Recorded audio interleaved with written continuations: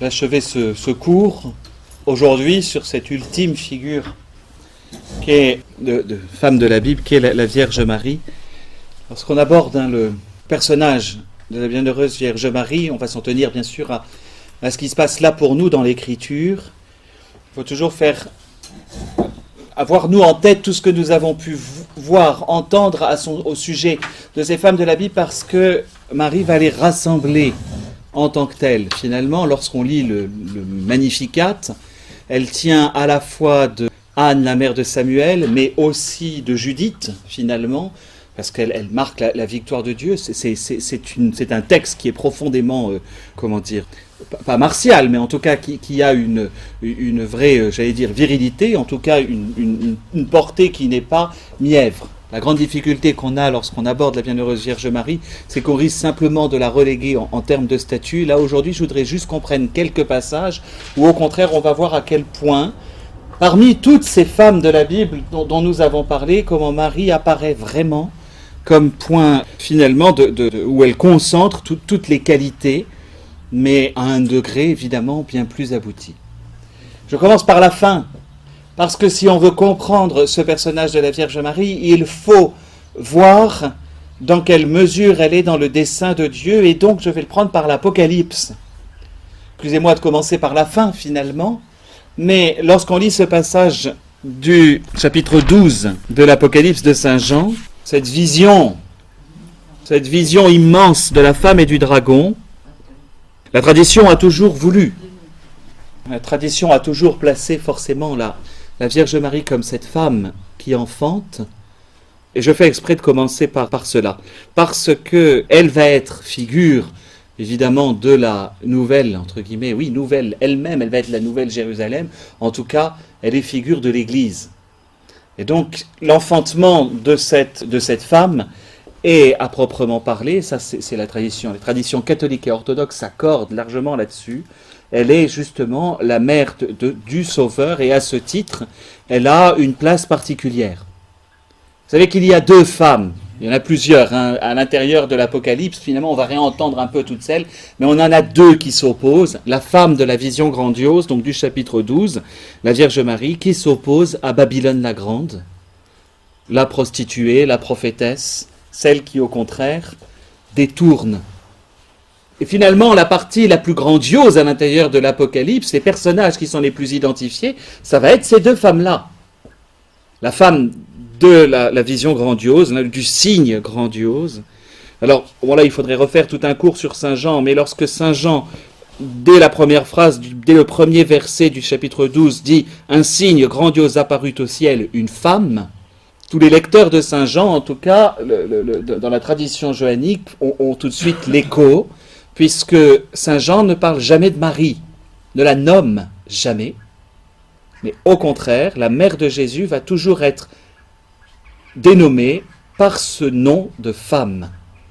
Très choquant pour nous, d'ailleurs. Il s'adresse à sa mère et puis il lui fait « Femme, que me veux-tu » Vous savez, dès qu'on entend Cana, on réagit.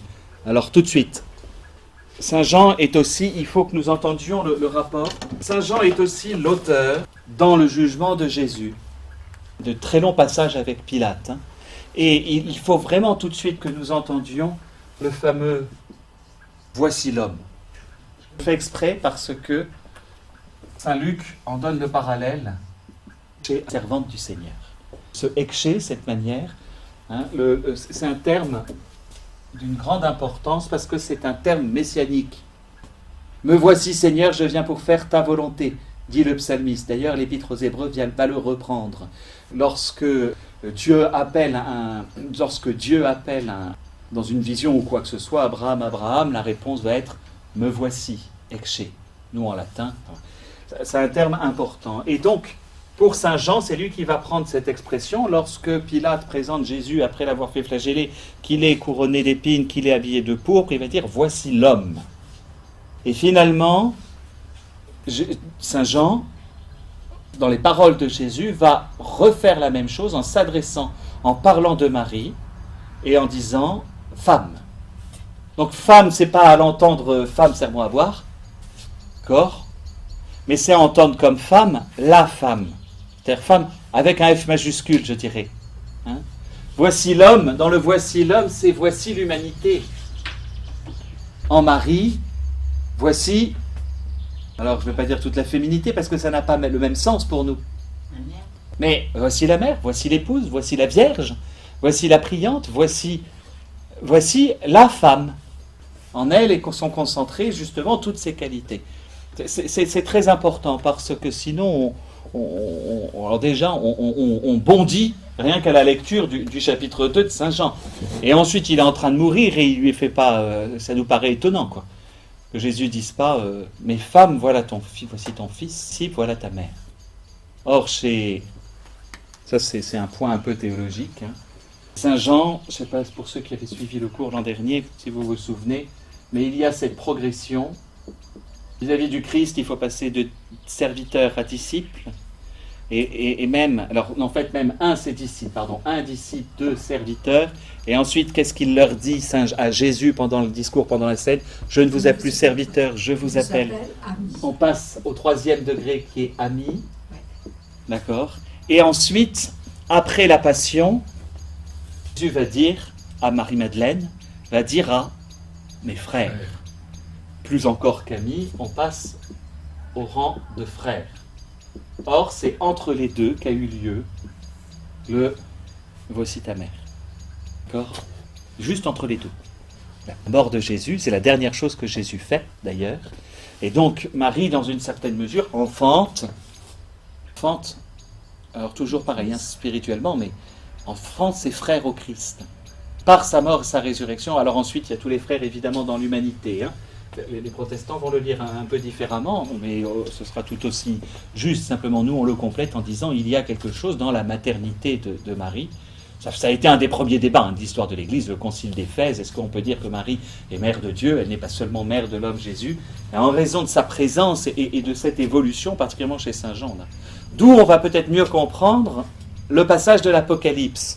Ah oui, deuxième mot important, donc un signe grandiose dans le ciel, une femme. Donc j'ai expliqué femme, n'oubliez pas, si vous ne le savez pas, la première partie du livre de l'évangile de Saint Jean s'articule en 2 temps. Chez Saint Jean, les choses s'articulent, l'évangile est en 2 moments. Première partie, ce qu'on appelle l'évangile des signes, qui se termine avec la résurrection de Lazare. Puis, la partie de l'évangile, la deuxième partie, qui correspond par l'heure, donc avec, en gros, le passage de la passion et la résurrection. Quoi, ce qui est important, c'est que Saint Jean ne parle jamais de miracle, mais tout pour lui est de l'ordre du signe. C'est que tout miracle est signe, mais tout signe n'est pas miracle. Je vais le redire. Mais c'est ça qui est très important pour Saint Jean. Les Juifs demandent des signes, c'est-à-dire demandent des preuves. Mais un signe n'est pas nécessairement un miracle. Par exemple, le lavement des pieds est un signe, pas un miracle. C'est le plus facile à apprendre. Finalement, les signes vont être très nombreux dans la vie de Jésus. En fait, particulièrement lorsqu'il pardonne. Le signe qui est fait, si vous prenez le cas du pardon, même chez les autres, le signe, c'est le pardon en tant que tel, mais il va le cumuler du miracle, va être une guérison, pour montrer extérieurement qu'un signe plus important a eu lieu. Vous saisissez ? Important parce que ce mot... Et donc, lorsque dans l'Apocalypse, un signe grandiose, c'est le seul dans l'Apocalypse qui va être nommé comme ça, grandiose, qui dépasse tous les autres, c'est que là, il attire notre attention en disant, c'est le signe. Et chez Saint Jean, c'est un juif, n'oubliez pas que l'Apocalypse n'est pas qu'un dévoilement de l'avenir, c'est aussi un dévoilement, une explication du passé. C'est le passé, le présent et l'avenir, toujours. Toujours les trois, comme nous d'ailleurs. Hein, on est toujours dans les trois, on n'est jamais au présent. On est au présent, mais on est vraiment, quand l'anamnèse de la messe, on est perpétuellement dans le passé, le présent, et en attendant le retour de Jésus, donc on se situe déjà dans l'avenir. Donc lorsqu'il décrit en Apocalypse 12, Saint Jean, cette vision, ce signe grandiose de la femme, il y a quelque chose qui est de l'ordre du passé, donc historiquement, donc le passé historiquement, c'est bien la mise au monde du Messie. Si vous lisez tout le passage, Ainsi, une grande ose apparut au ciel, une femme, le soleil l'enveloppe, la lune est sous ses pieds et 12 étoiles couronnent sa tête. Elle est enceinte et crie dans les douleurs et le travail de l'enfantement. Puis un second signe apparut au ciel, un énorme dragon, rouge feu, à 7 têtes et 10 cornes, chaque tête surmontée d'un diadème. Sa queue balaie le tiers des étoiles du ciel et les précipite sur la terre. Un arrêt devant la femme en travail, le dragon s'apprête à dévorer son enfant aussitôt né.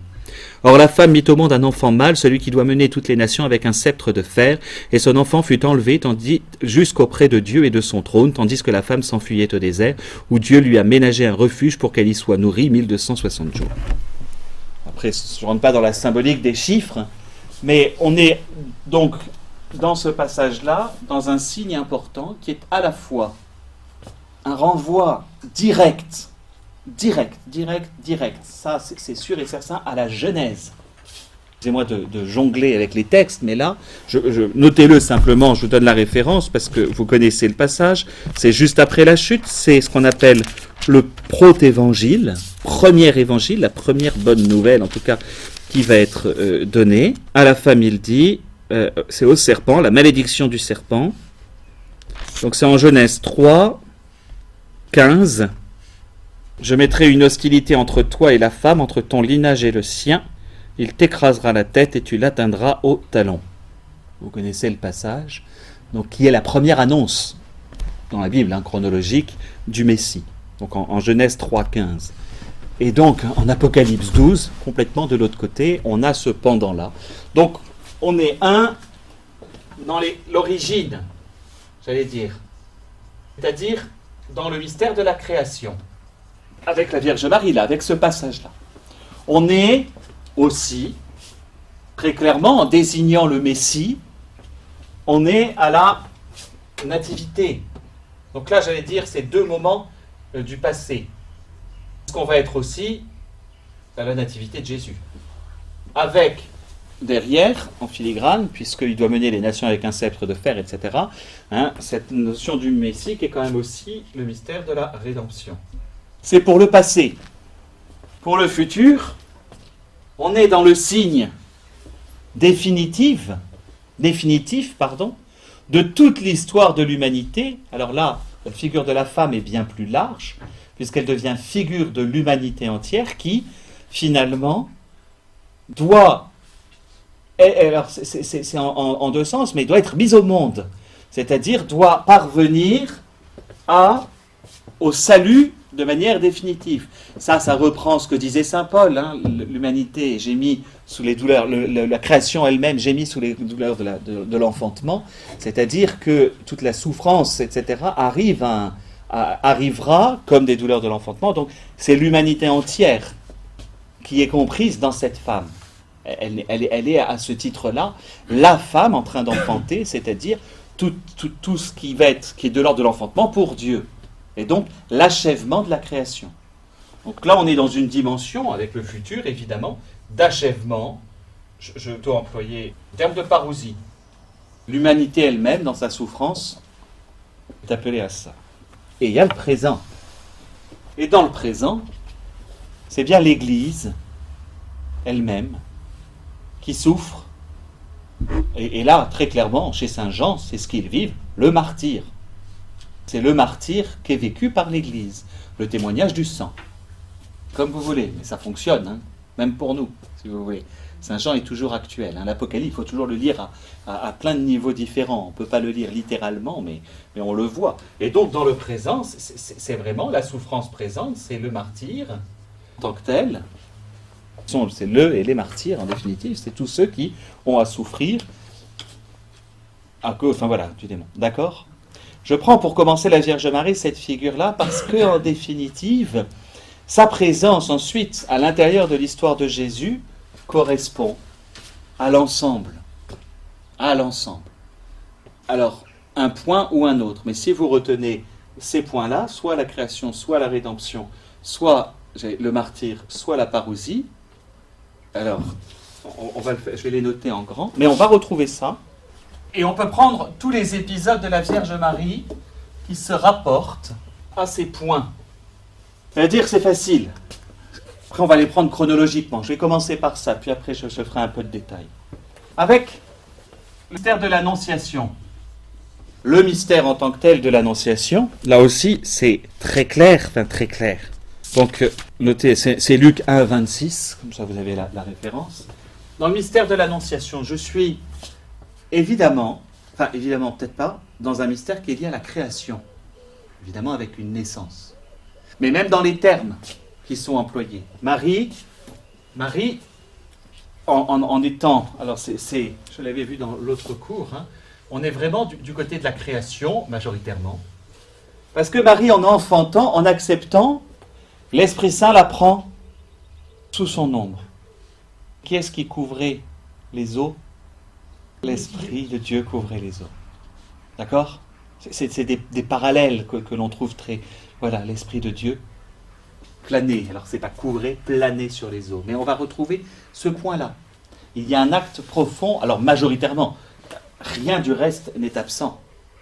Mais dans l'épisode de la création, dans l'épisode de l'Annonciation, c'est majoritairement la création, évidemment. La rédemption est présente, c'est le Messie qui est annoncé. Évidemment que le martyr est annoncé, même si on ne le saisit pas, mais si Marie a lu la Bible, elle sait que le Messie est aussi un serviteur souffrant. Voilà. On a toujours. Mais là, très particulièrement, dans l'Annonciation, on a un renvoi très clair. Je continue, donc là c'est Luc 1, 26. L'épisode suivant, c'est la visitation. Dans la visitation, donc juste après, 1, 39, on a deux choses, et ça peut nous paraître étonnant. La rencontre en tant que telle de Marie et Élisabeth est vraiment de cet ordre-là. Comment se fait-il que la mère de mon Sauveur vienne à moi ? Le Christ et la joie de Jean-Baptiste, c'est vraiment l'accueil du Messie, et là on est sur l'accueil du Rédempteur, par excellence. Je dirais que si vraiment la visitation nous met de l'ordre du mystère de la rédemption, d'accord ? Mais c'est aussi, dans la tradition, ce mystère de la rencontre de l'âme avec Dieu. Le même tressaillement que l'âme a, le tressaillement de Jean-Baptiste, c'est-à-dire ce qui se passe intra-utérin, si vous voulez, peut être très fortement renvoyé aussi à l'âme qui tressaille lorsqu'elle est enfin face à son Dieu. C'est-à-dire que le tressaillement de Jean-Baptiste, le tressaillement que nous devrions avoir lorsque nous paraîtrons devant Dieu, c'est lié aussi à notre jugement. Vous comprenez le raisonnement ? C'est-à-dire qu'il y a cette attente, alors c'est très intéressant parce que là, ça se passe qui plus est et cette attente de Jean-Baptiste est déjà un tressaillement parce que le désir de voir Dieu, de voir le Messie est là, dans sa réaction. Jean-Baptiste, je vous le rappelle, est un personnage joyeux de la Bible. Et oui, c'est celui qui a le plus d'expression de joie et c'est les représentations que nous faisons de lui. Il faut qu'il croie, c'est que je diminue. Il y a ce... Mais ouais, et c'est ça qui est très très embêtant. On oublie que Jean-Baptiste est un personnage de la joie. Sa première action, elle est d'attendre avec joie Jésus. C'est la représentation qu'on en fait. Vous savez, dans le film entre autres, de Ferrelli, tout bon film qui est, c'est quand même quelqu'un qui braille dans le désert. C'est le côté austère qui nous donne pas l'aspect joyeux. Mais c'est le prophète de la joie par excellence. Réjoui, mais parce que derrière, il y a une humilité. Bref. On est dans la rédemption, je dirais aussi, alors parousie au sens, donc parousie ça veut dire, pas dire fin du monde, en tout cas manifestation définitive de Jésus. C'est ça. Et que fait Jean-Baptiste ? Il se tressaille parce qu'il va enfin avoir cette manifestation, cette épiphanie si vous voulez. Donc on est presque déjà sur la question du jugement, en tout cas de la parousie avec lui. On continue les épisodes. Je prends la nativité dans son ensemble, c'est-à-dire avec...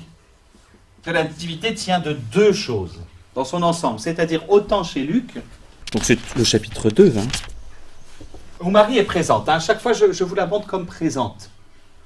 Vous verrez qu'elle est justement cette femme qui assiste à tous les mystères du salut. C'est Luc 2, c'est les premiers versets 1 et suivants. La nativité, si vous prenez, évidemment, on est avec la rédemption.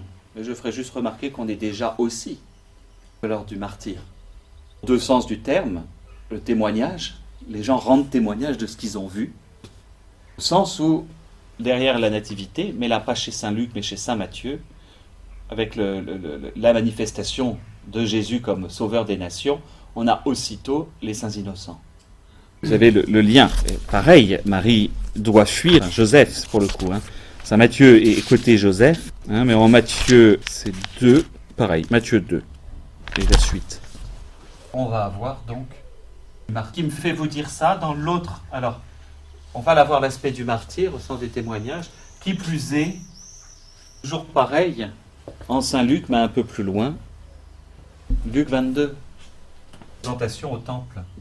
Dans la présentation au temple, c'est vraiment, alors là, dire le Christ qui vient mettre voilà, révéler les pensées profondes de beaucoup, et toi aussi, un glaive te transpercera l'âme. Vraiment, Marie est associée. Vous voyez qu'elle est associée à chaque fois à l'ensemble des mystères. Associée. Elle n'en est pas l'acteur, mais ce que je voudrais juste voir d'abord, c'est cette manière dont elle est associée à ces mystères. Vous avez le recouvrement, qui est très lié aussi à la rédemption. Marie qui cherche pendant 3 jours, jusqu'à ce qu'il retrouve Jésus. Donc c'est vraiment une préfiguration de la résurrection. Donc c'est pareil, c'est toujours 2 et 41. 41, là on est vraiment sur la rédemption, c'est-à-dire Jésus qui montre qui il est. Je peux dire rédemption, j'aurais pu dire épiphanie aussi. C'est magnifique dire où il dit. Enfin, les 2 épisodes, c'est ceux-là qui m'intéressent le plus, même s'ils ne sont pas très longs. Les noces de Cana, toujours pareil. C'est facile, avec la Vierge Marie, c'est toujours les chapitres 2, quand vous cherchez. D'accord ? Matthieu 2 pour la fuite, Luc 2 pour tout ce qui est de l'ordre de la nativité, 1 et 2, Jean 2 pour Cana. Et là, on a un passage fortement intéressant. Marie, tout en étant certainement d'une condition, pour nous c'est compliqué, dire une condition modeste ou quoi que ce soit, c'est mal comprendre ce qu'est la notion de relation familiale dans la Palestine du 1er siècle. Israël au 1er siècle, les relations familiales ne sont pas des questions de relations sociales. Enfin, comme pour nous. La question n'est pas le revenu en argent. Si on a de quoi vivre et de quoi manger, c'est bon. Hein, c'est quelque chose qu'il faut quand même avoir en tête. Alors certains vont avoir un certain nombre de richesses, mais n'oubliez pas que Marie est... J'ai fait ça aux enfants. Jésus est toujours dit fils de David. Mais Marie, la tradition, même sans que je passe par la tradition, veut qu'elle soit cousine d'Élisabeth. Le fonctionnement du cousinage peut être proche ou lointain ou quoi que ce soit. Néanmoins, en raison sans doute de l'attente du Messie, se faisait particulièrement Élisabeth, on sait qu'elle est la femme d'un prêtre. Et donc on sait que les mariages se faisaient à l'intérieur de la même famille, la tribu de Lévi, qui est de rester en tribu pour ces notions de mariage. Par conséquent, il est vraisemblable que Marie soit de la tradition, de la descendance, au moins par son père, de la descendance de Lévi. Tiens, au passage, la tradition veut que Joachim ait été aussi prêtre. Que l'on donne. Marie, juste au passage, la bienheureuse Vierge Marie, elle est descendante donc probablement de la tribu de Lévi. Mais si Jésus était attendu, c'est le père Kowalski qui disait ça, et je trouve le raisonnement assez intéressant. De la même manière, elle se retrouve à épouser quelqu'un de la tribu de Juda, qui est fort étonnant. Normalement, on reste a priori dans la même tribu. Fort probable qu'elle soit pour le coup, elle, issue d'un mariage mixte, entre guillemets, de 2 tribus. Très probablement. Parce que, dans l'attente du Messie, tout le monde surveillait la maison de David, la lignée de David. On est capable d'en avoir une généalogie relativement solide. On était capable de savoir qui était enfant de qui. Et donc, en raison, vous savez, du mode de filiation chez les Juifs, certes, c'est le père qui va donner le nom, c'est la mère qui donne la judéité, l'appartenance au peuple juif. C'est la femme qui va le donner. Mais en raison de cela, il est vraisemblable que la bienheureuse Vierge Marie ait aussi des racines tout autant de l'ordre de la tribu de Juda. Ce qui explique qu'on ait pu lui faire épouser Joseph. Vous comprenez le lien entre les deux. C'est pas rien parce que ça en fait une héritière. Toute la série de Derrière Judas, Tamar, vous savez, celles qu'on décrit comme des monstres, en règle générale quand on prend cet évangile, alors c'est tout le contraire ce que je vous avais expliqué. Tamar qui s'est prostituée vis-à-vis de son beau-père pour continuer la descendance. Tamar, c'est celle qui a enfanté Zérom et Pharès à Judas. On On a Rahab dans cette descendance, la prostituée. On continue, on a Ruth, Moabite, l'étrangère. Et on continue, on va avoir Bethsabée. Elles sont vraiment dans cette lignée-là. Donc elles se retrouvent à la fois dans la lignée de Juda et dans la lignée de Lévi. En parenthèse, parce que ce qui fait que le Christ peut être à la fois prêtre et roi, peut cumuler les deux, qui ne se faisait pas au cours de demain matin, mais c'est pas possible de cumuler prêtre et roi en soi.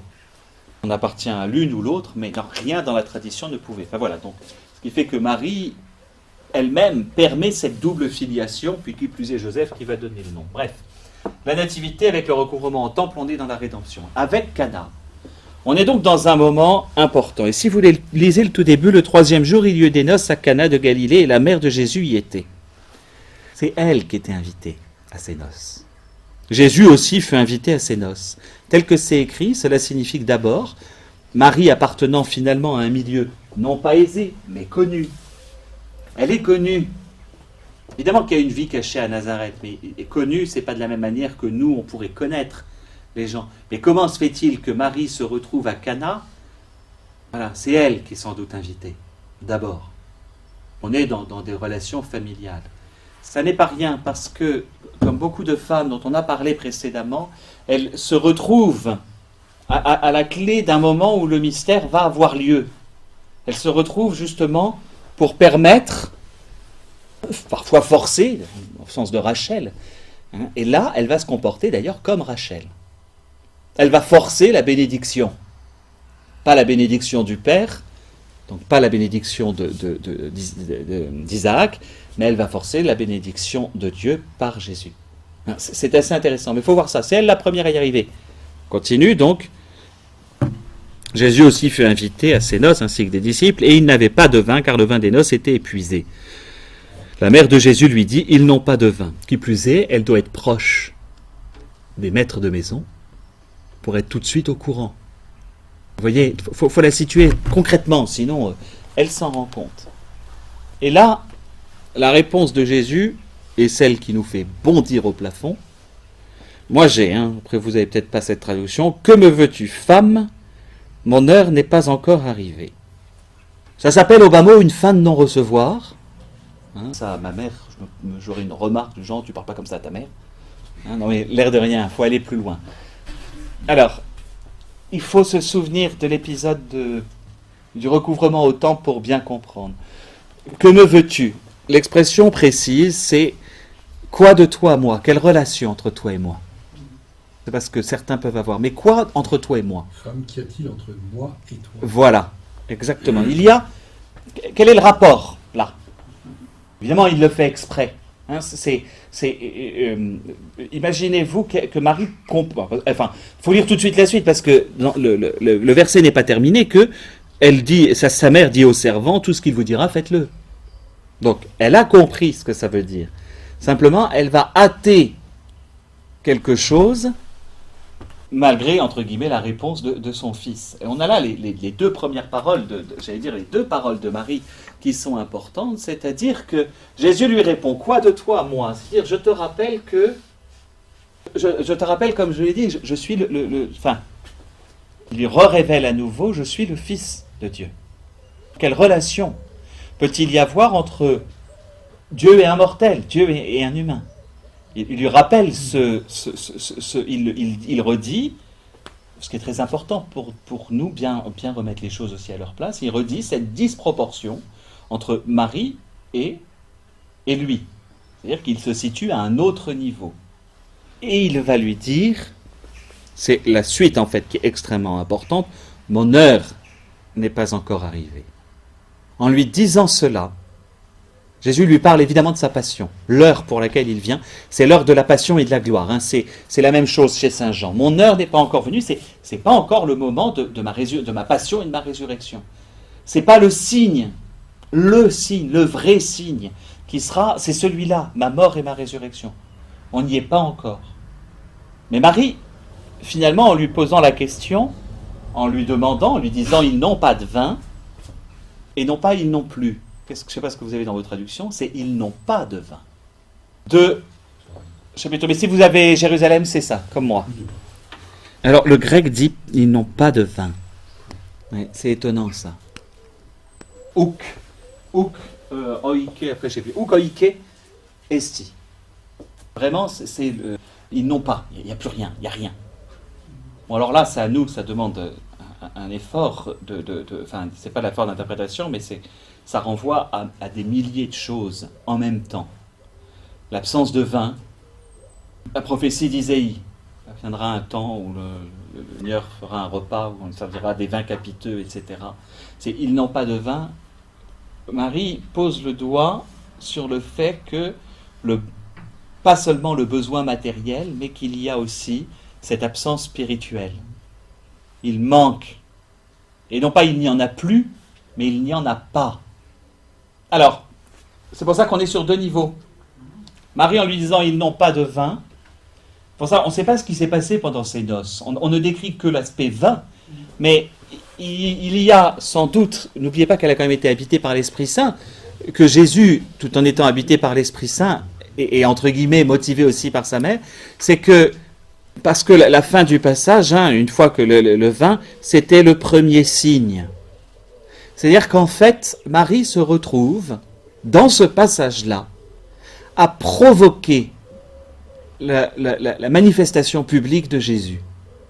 Alors l'anticiper en fait, ou alors simplement la provoquer. En fait, ils n'ont pas de vin, et à entendre, donc il n'y a pas de pinard, je suis désolé, on va le dire comme ça, mais ils n'ont pas non plus, là ils ont soif, ils n'ont pas cette grâce, ils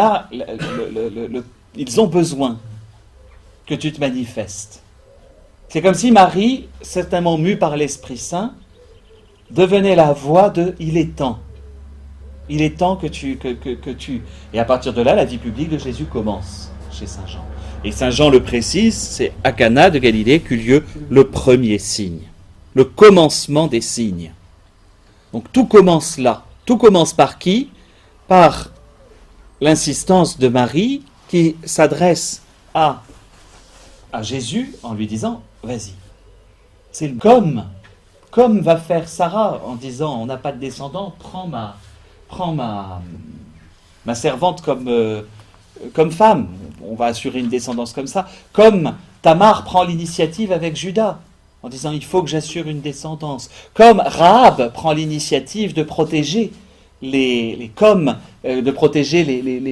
ambassadeurs, les espions juifs, comme Rachel provoque la bénédiction sur Jacob et non pas sur Ésaü, comme Judith provoque la mort d'Holoferne, comme Esther, par sa venue auprès du roi, va permettre le salut. Vous comprenez ? Marie se retrouve à l'image de toutes ces femmes qui, provoquent ce que femme veut. Vous voyez, elles ont... Ça c'est beaucoup elles provoquent par anticipation ce que Dieu attend, entre guillemets. Y compris vis-à-vis de Jésus. On pourrait se dire, mais enfin, en plus c'est après le baptême, mais a priori il y a déjà quelques disciples autour de lui. Mais c'est elle qui va provoquer, qui va permettre à Jésus d'aller. Donc à l'instar de toutes ces femmes, c'est pas rien dans la vocation de la femme que cette provocation. En tout cas, la Vierge Marie. C'est pour ça que je vous dis, il ne faut pas la mettre trop longtemps sur son piédestal. C'est sans doute mieux par l'Esprit Saint. Évidemment qu'elle ne le prend pas d'une décision personnelle, mais l'air de rien en disant « ils n'ont pas de vin », c'est mon chéri, maintenant, il faudrait que tu t'y mettes ». Je dis un peu avec humour. C'est même très émouvant. Parce que c'est de ce que... Et Jésus le comprend. D'où sa réponse, qu'elle va comprendre très très bien. « Femme, que me veux-tu ? Mon heure n'est pas encore venue. » Oui, mais il est temps qu'elle vienne. Elle va voir les serviteurs en leur disant « faites tout ce qu'il vous dit ».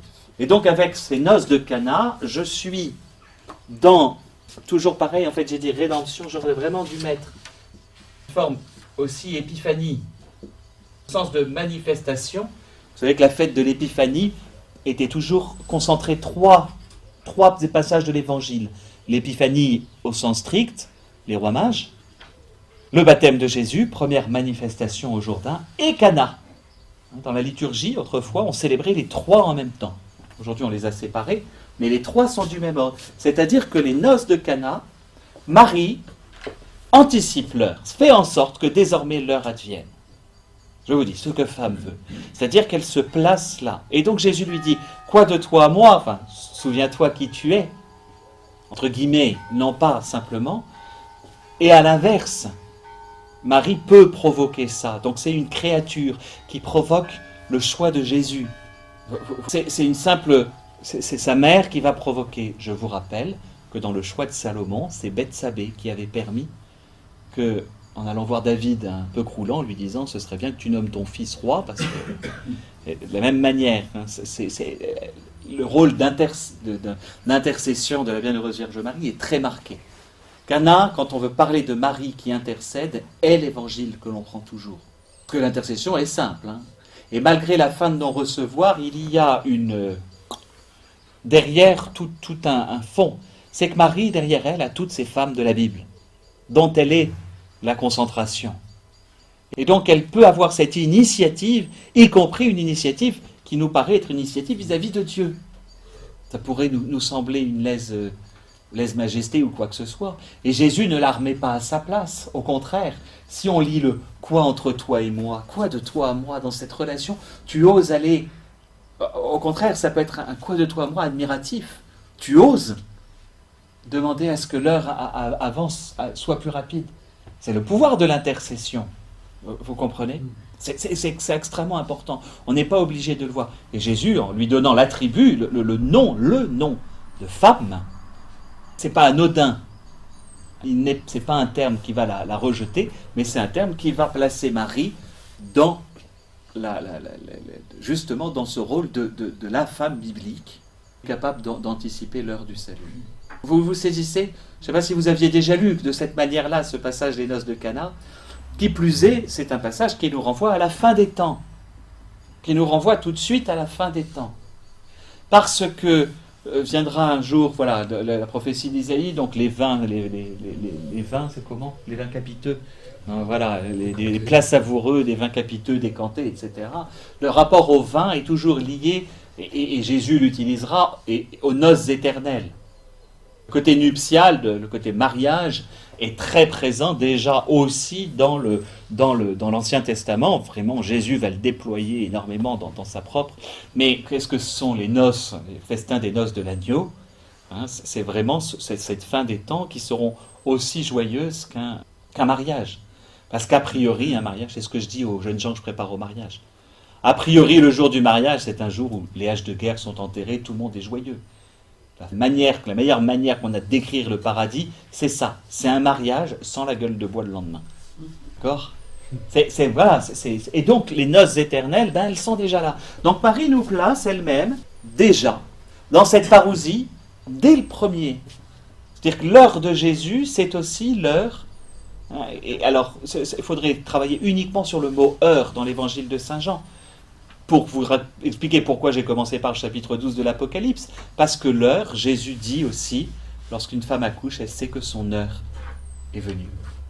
Et la peine disparaît, car la mise au monde d'un enfant la réjouit. D'accord ? Donc la notion même d'heure. Donc en une phrase, Jésus a révélé à quel point Marie va être profondément à la hauteur. Et puis, on la retrouve de l'autre côté. À la fin, à l'heure, quand l'heure est là, c'est-à-dire l'heure de la mort de Jésus, qui chez Saint Jean n'est jamais dit l'heure de ma mort, mais l'heure de ma glorification. J'aurais été élevé de terre, j'attirerai à moi tous les hommes. C'est toujours chez Saint Jean. Et donc, la fameuse heure de Jésus s'achève, c'est comme si elle commençait à Cana, parce que Marie a voulu l'a un peu pousser, et elle s'achève, cette heure, avec Marie au pied de la croix. Donc là, on est au chapitre 19, toujours chez Saint Jean. Vous connaissez par cœur le passage. Donc, 19-25. Enfin, 19-26, c'est celui-là qui m'intéresse. Ah, j'ai oublié un passage, excusez-moi. Mais parce que ça, c'est là. Que dit Marie aux disciples au moment, voilà. Faites tout ce qu'il vous dira. Il y a là le rôle de la maîtresse de maison qu'on a retrouvé dans le passage que je vous avais donné de la fin du livre des Proverbes, la femme forte qui la trouvera. Elle sait gérer sa maison. Et en fait, Marie va gérer justement allègrement la maison du Seigneur, mais faites tout ce qu'il vous dira. Un passage, vous ferez cela en mémoire de moi.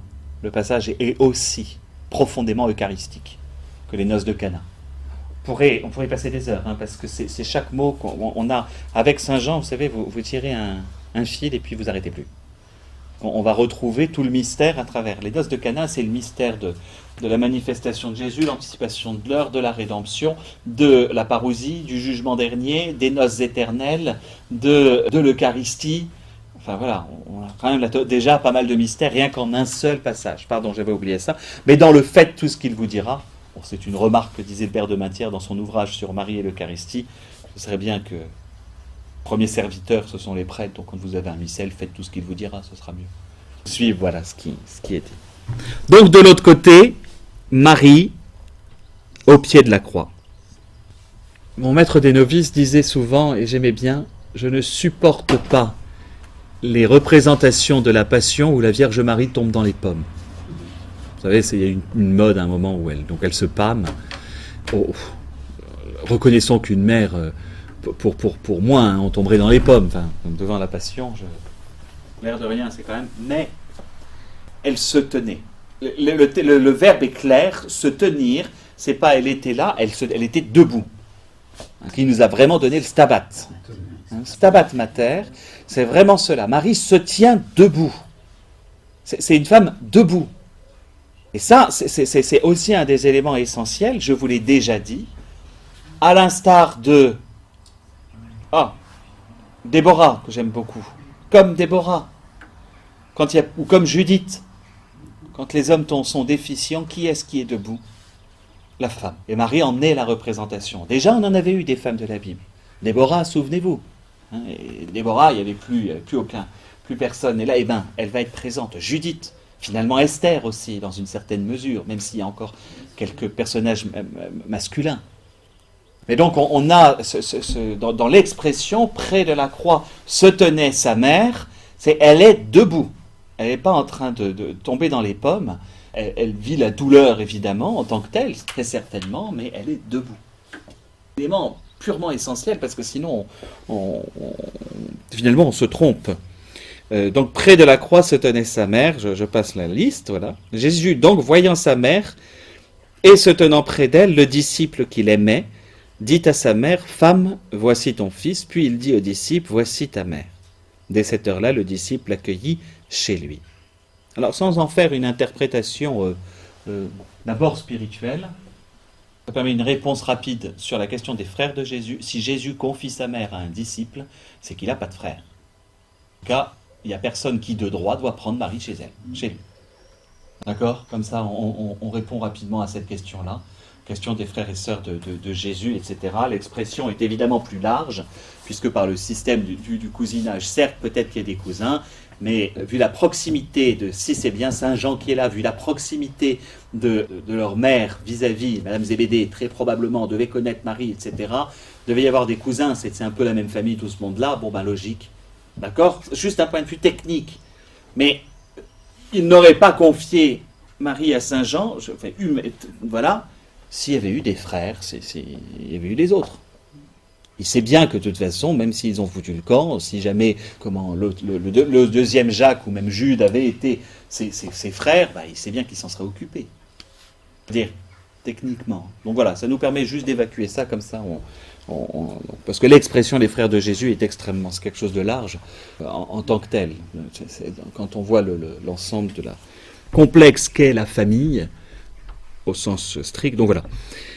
Deuxième chose, à nouveau, Jésus reprend cette expression de femme. Là, il la reprend. C'est donc la deuxième fois. Et là, on est à quelques... Dans l'écrit de Saint Jean, on est à quelques versets simplement du « Voici l'homme ». Donc très clairement, Marie doit représenter cette présence, ce qu'est la femme, la rédemption en tant que telle. Et son association, la manière dont elle est associée au mystère même de ce que Jésus est en train de vivre. Marie a provoqué l'heure, elle est présente lorsque l'heure s'achève, si vous voulez. Elle est là totalement, du début à la fin. Saint Jean encadre en tout cas tout son récit là-dessus. Puisque étonnamment, Marie n'apparaît pas au chapitre 1, Marie n'apparaît pas après, à la résurrection. Si très certainement, enfin voilà. Certainement, Jésus est allé apparaître à sa mère. Elle va réapparaître. Mais chez Saint Jean, elle n'apparaît plus. Mais en effet, chez Saint Luc, la Pentecôte, c'est là le dernier passage qu'on aura avec Marie. C'est là-dessus que je vais achever.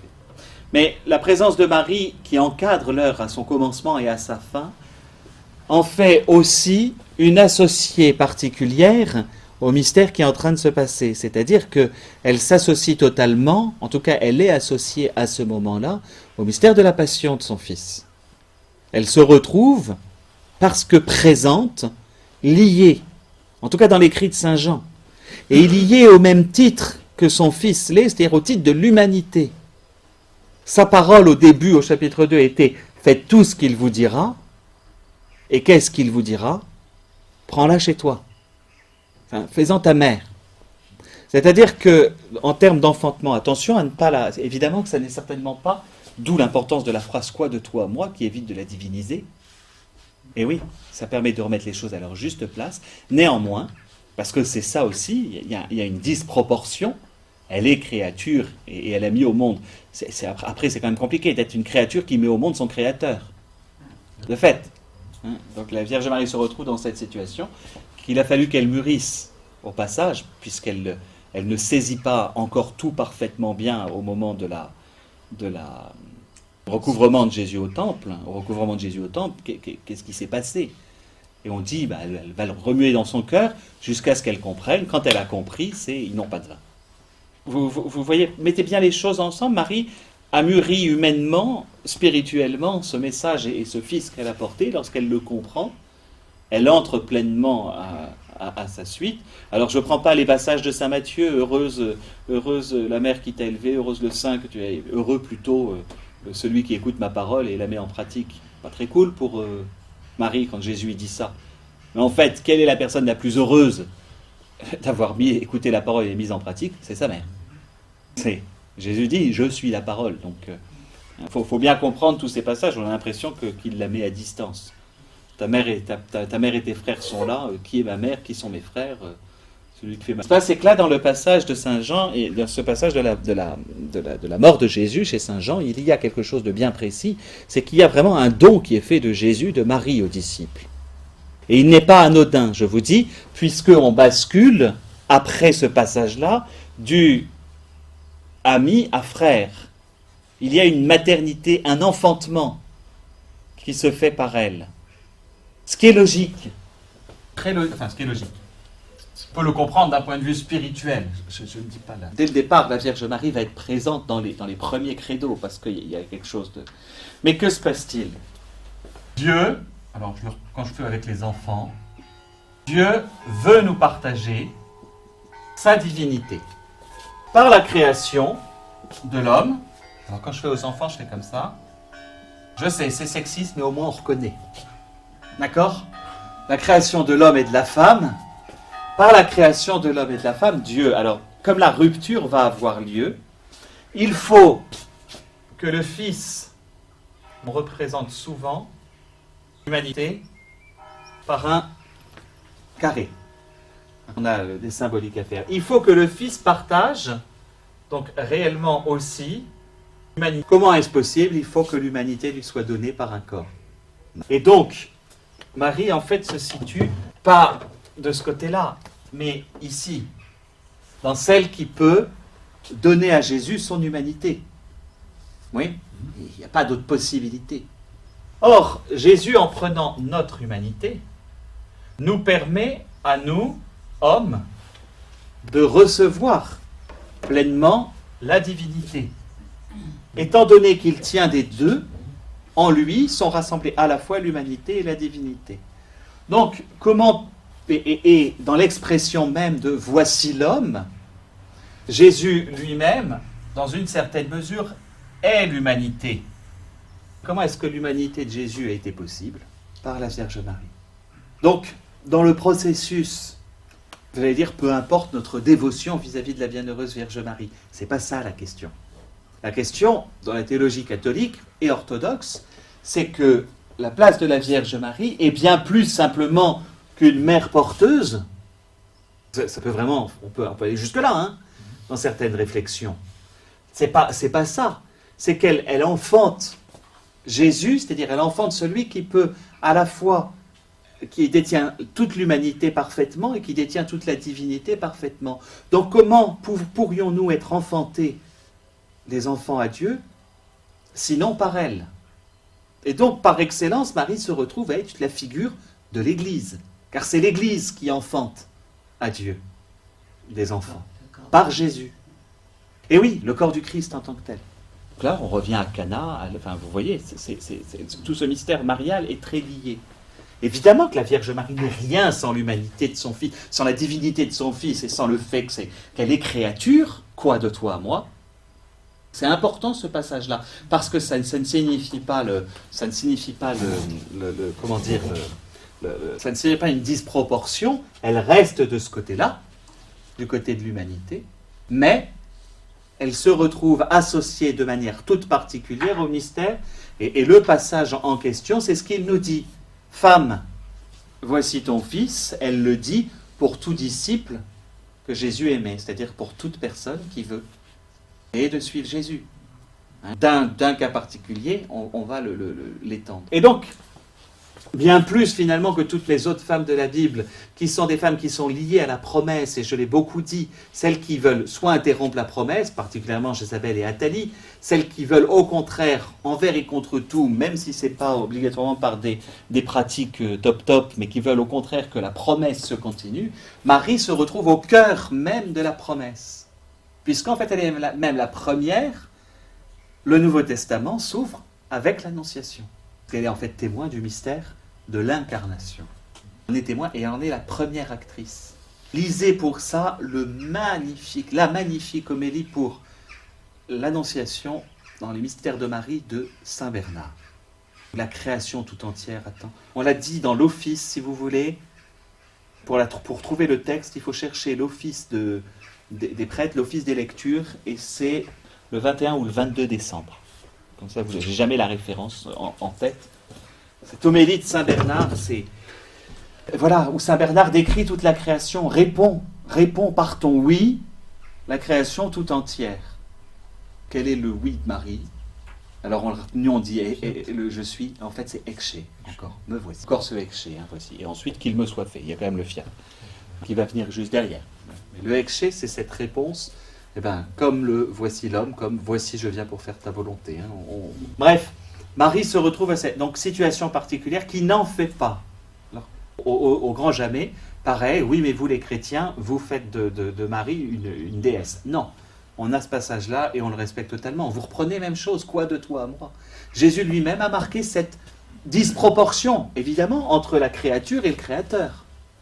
Elle y est, cette disproportion. C'est là que c'est toujours étonnant, parce que à travers Marie, il s'est penché sur son humble servante. Exactement, il s'est penché sur la bassesse de son esclave. C'est ça que ça veut dire. De rien, elle est bien consciente de ce que Dieu fait vis-à-vis d'elle, c'est-à-dire qu'il descend très bas, pas une fausse humble non plus. Et elle a raison. Le texte du Magnificat, c'est le passage, est un passage qui tient du poème biblique, alors elle a des morceaux de tout le monde, mais elle a ce génie de dire, si vous reprenez le Magnificat, en définitive, vous allez voir, elle résume cette action des saintes femmes de la Bible à l'intérieur de son Magnificat, où elle reprend tous les points par point, où ces femmes de la Bible ont permis que la promesse s'accomplisse. Mais elle l'est de manière éminente. Vous comprenez? Ça, c'est quelque chose qu'il nous faut, nous, apprendre à argumenter. C'est que la place de Marie à l'intérieur, et en tant que femme de la Bible, alors je ne vais pas vous faire un cours de mariologie, mais en tant que femme de la Bible, elle est la concentration d'autres femmes qui ont préparé avant. C'est-à-dire autant il y a eu des figures de Jésus. David est une figure de Jésus, Salomon par sa sagesse est une figure de Jésus, Isaac au moment du sacrifice est une figure de Jésus, Joseph vendu par ses frères est une figure de Jésus, d'accord, mais autant nous avons aussi des figures de la femme à travers la Vierge Marie. Et d'ailleurs, la vision finale de l'Apocalypse nous met en relation l'un à l'autre, cette femme qui accouche et ce sauveur, directement ensemble. C'est très important. C'est-à-dire que la vision mariale. Simplement après, qu'est-ce que c'est que la vision mariale? Et là, là, on va rentrer dans la spiritualité, mais si je prends ces femmes de la Bible, je vous ferai remarquer elles sont toutes un peu borderline quand même. Judith qui souffle dans les bronches de tous les anciens en leur disant « Non mais mettez pas Dieu à l'épreuve, je vais vous montrer comment faire » et qui va trancher la tête d'Holoferne. Je ne dis pas que Marie ferait la même chose, mais l'air de rien. Il y a le courage qui est représenté, mais elle le fait. Elle écrase le dragon, hein, elle le fait. Le serpent, oui, dès le départ, dès le protévangile, hein, dès le début de la Genèse. C'est pas de l'ordre de la violence qu'il faut voir les choses. Je ne vois pas Judith comme quelqu'un de violent, je vois, mais Esther avec on en avait parlé. Mais simplement, la Vierge Marie vient concentrer cet ensemble-là, où dans l'histoire du salut, la femme a véritablement sa place. La femme n'est pas mise sur la touche. En tout cas, il nous faut lire la Bible de cette manière-là. Sinon, les passages sur Marie sont incompréhensibles. Les passages de sa présence sont vraiment incompréhensibles.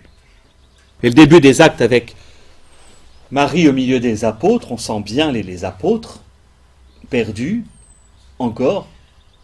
À la fin à l'Ascension, ils n'avaient toujours pas compris. C'est maintenant que tu vas rétablir la royauté. Donc il y a quand même quelque chose qui ne leur est pas donné. Et la seule ressource qu'ils vont avoir, c'est la mère. C'est Marie. Alors, ça ne veut pas dire que pour éviter d'entrer dans des discours soit phallocrates, soit au contraire féministes, il faut toujours faire très attention. Cela ne veut pas dire que le rôle de la femme se réduit à celui de la mère en tant que telle. Même si c'est dans la maternité de Marie que les choses. Déborah, on ne sait pas si elle a été mère. Judith non plus d'ailleurs. Comment Judith va avoir ce titre de mère, c'est-à-dire qu'il y a une capacité d'enfantement propre à la femme, et la femme biblique en fait est là, celle qui maîtrise la vie, entre guillemets. Enfanter, c'est maîtriser la vie. C'est ça que ça veut dire. Femme de la Bible est Ève. Vous comprenez? Ève, c'est la vivante. Celle qui va être à l'origine dans le texte biblique. Et en définitive, Déborah empêche la mort du peuple. Rachel permet la vie de Jacob, en tout cas la promesse qui continue d'une bonne manière. Voilà, elle va perpétuer la vie. Rahab la prostituée va permettre que les deux hommes ne meurent pas, au contraire. Elle a un rôle d'enfantement. Elle est prostituée, alors on sait qu'elle aura une descendance à travers la vie. Ruth choisit finalement la stérilité en repartant chez elle. Alors grâce à Noémie et grâce à Boz, il va y avoir un enfantement, mais c'est la femme qui n'aurait pas dû être mère.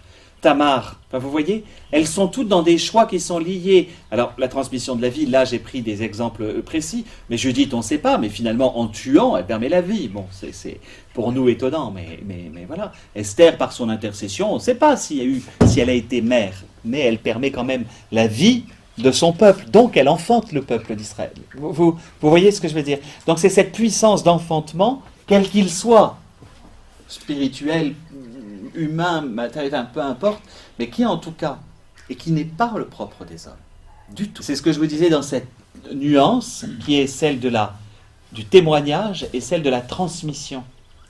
C'est-à-dire qu'à Marie revient, en tout cas elle particulièrement, que fait-elle? Marie ne va pas prêcher après. On sait qu'elle sera encore présente, qu'elles vont continuer. Qu'il y a un prophétisme féminin, qui n'est pas du même ordre que de la prédication d'ailleurs, qui a un service qui est féminin, qui a un rôle avec les veuves et les vierges. C'est évident qu'il y a un rôle de la femme. Mais, que fait Marie? Elle transmet l'humanité, elle permet de transmettre, c'est quand même extraordinaire que Dieu aille faire ça, elle permet de transmettre l'humanité à Dieu lui-même. Ben oui. Sans elle, pas d'humanité qui peut être transmise. Donc dans cette transmission de la vie, Marie en fait est Ève. Vrai qui plus est, le choix, ça on revient sur le détail, problème quoi. L'accueil de la parole plutôt que la cueillette personnelle du fruit défendu. Oui, c'est une fiction, c'est une manière de rendre poétiquement, pas une fiction, mais de rendre une chose.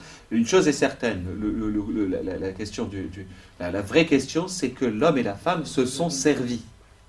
C'est-à-dire qu'ils ont fait un choix qui n'était pas de recevoir ce que Dieu voulait, mais donc là, c'est ça en fait, hein, le premier péché, il est là.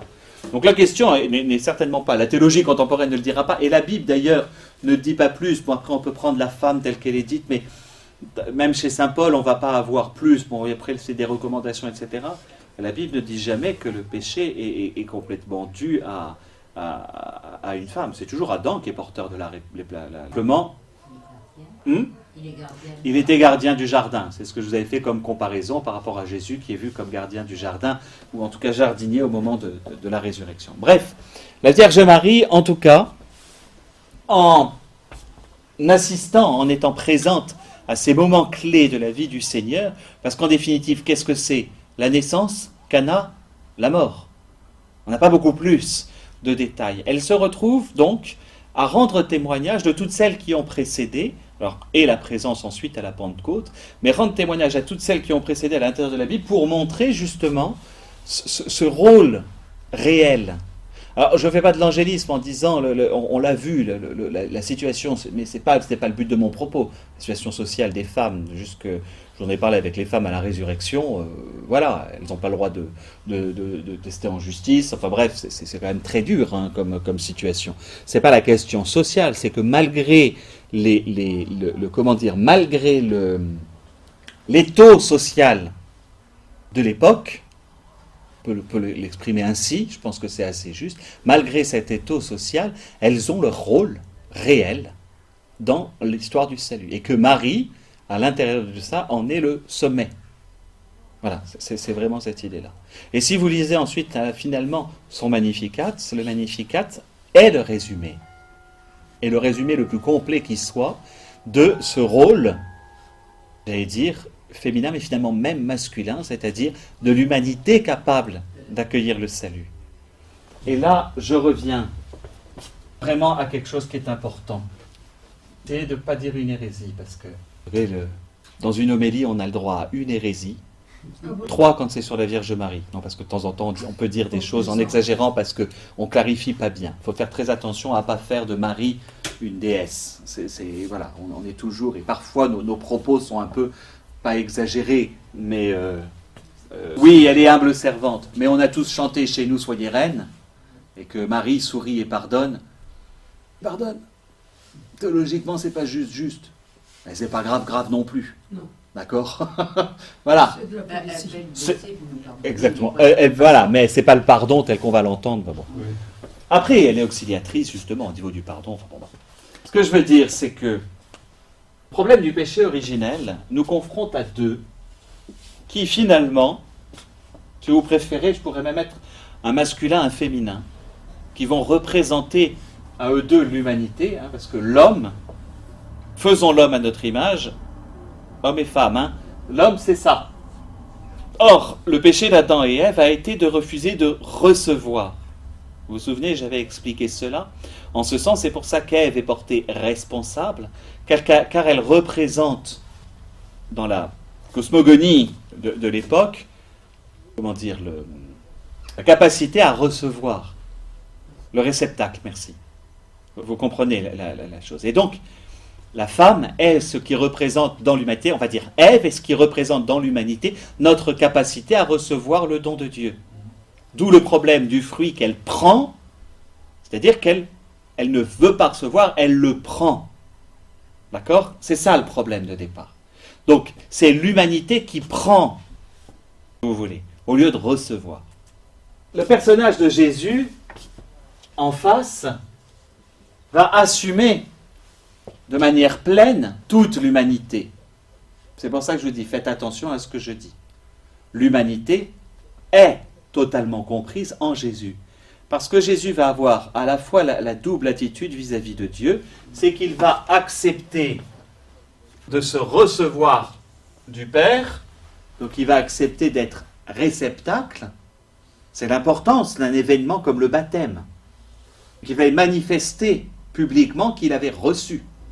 Et il va en revanche avoir ce double rôle d'intercession. D'accord ? Marie, au titre de l'humanité, on va dire féminine, je ferai juste remarquer qu'elle a accepté d'être le réceptacle, et sa vie publique, sa vie commence par ça. Elle accepte de recevoir cette volonté de Dieu. Et que ce que je viens d'essayer de vous dire avec l'épisode de Cana, qui est l'épisode clé pour comprendre la Vierge Marie, je crois vraiment que c'est Cana, elle s'est retrouvée, elle aussi, qu'elle reproduit dans une certaine mesure à l'intérieur même, c'est-à-dire que, en ce sens, c'est Jésus qui est toute l'humanité, mais en ce sens, elle est pleinement associée à son Fils dans son attitude.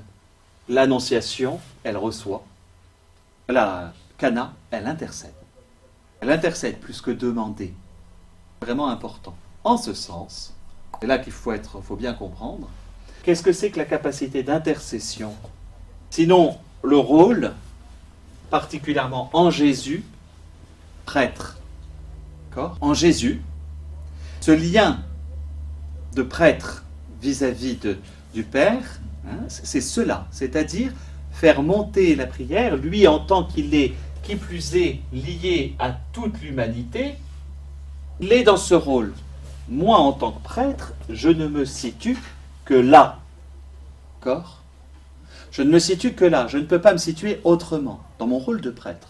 C'est-à-dire que je dois rentrer dans cette intercession éternelle de Jésus vis-à-vis du Père. Et que les paroles que l'on dit pendant l'Eucharistie, on est en place de Jésus qui s'adresse en tant que prêtre. Et il est la tête de l'humanité, etc. Mais, pour bien comprendre, j'allais dire le sacerdoce, qu'on appelle le sacerdoce commun, c'est un terme qui est venu avec Vatican II. En tout cas, pour bien comprendre aujourd'hui le rôle quand on vous dit vous êtes un peuple de prêtres, ça n'est pas la même chose, ça n'est pas la même nature, même si c'est le même mystère. C'est-à-dire que le rôle de prêtre, c'est faire de... Alors attention à ce que je dis, c'est là qu'il faut... Marie, la femme prêtre, dire la femme qui intercède, qui est dans cette... En fait, être prêtre, le sacerdoce, c'est pas un pouvoir, c'est une intercession. C'est dans l'autre sens. Et donc, je le mets, mais vous comprendrez que faire très attention avec ce que j'écris, on peut avec ce que je dis, comprenez bien, je ne suis pas en train de dire que c'est à tous, c'est-à-dire que pour bien comprendre, dans ce rôle d'intercession, qui n'est pas un rôle relégué, attention, qui est un rôle très spécifique, et là Marie nous le montre, et alors là, elle l'est de manière excellente. Vous voyez ce que je veux dire? Vous allez me dire, mais on peut bien s'adresser directement au Père. Oui, mais nous ne pouvons pas nous adresser au Père que par l'humanité de Jésus, parce que nous partageons l'humanité de Jésus. Même si on parle directement à Dieu le Père. Dans quoi est-ce qu'on dit notre Père après la consécration? Parce que Jésus est là, donc on peut par Jésus dire notre Père. Et donc le rôle prêtre, ou en tout cas sacerdotal, de tout à chacun, mais Marie ne se limite pas aux femmes, là. Elle va être aussi... Dans ce cas-là, elle est en tant que figure de l'Église, c'est-à-dire du corps du Christ. Le prêtre, l'évêque d'abord, puis le prêtre est configuré à la tête, donc dans cette relation d'intercession au Père, et le corps, le peuple, les laïcs sont configurés au... Vous voyez le truc. Et là, c'est Marie qui nous aide vraiment. Vatican II a clarifié ces choses-là. À la fin, ils ont dit la Vierge Marie. La fin de la Constitution Lumen Gentium est obligée de la mettre. Vous voyez qu'on le discerne déjà dans les récits que nous venons d'entendre. Dans la Bible, c'est déjà là. La théologie mariale s'appuie sur la Bible, uniquement.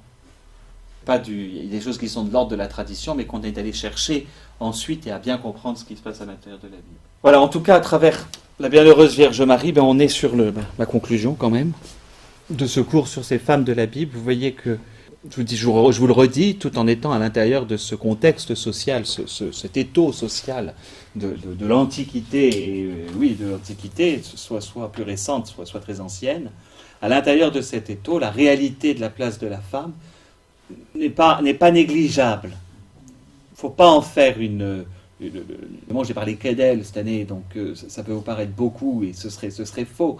Elles sont quand même à toutes les pages de la Bible, dans les récits. Vous allez me dire, ceux qui ont la plus belle part, ce que je voulais vous montrer en tout cas là, c'est que non, les femmes vont avoir ce rôle-là, il est perpétuellement à creuser.